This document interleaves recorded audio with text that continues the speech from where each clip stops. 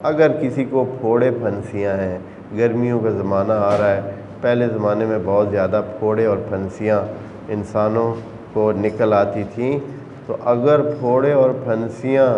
انسان کے جسم پر ہو گئی ہیں اور بعض اوقات علاجوں سے جواب بھی نہیں مل رہا ہوتا ہے، حیرت کی بات ہوتی ہے کہ علاج کام نہیں کر رہے ہوتے، تو کہا گیا ہے کہ سورہ الانسان کو لکھ کر لگایا جائے اور پھوڑے پر لکھ کر لگائی جائے تو وہ ختم ہو جائے گا۔ آپ کسی چیز پر کاغذ پر لکھ لیں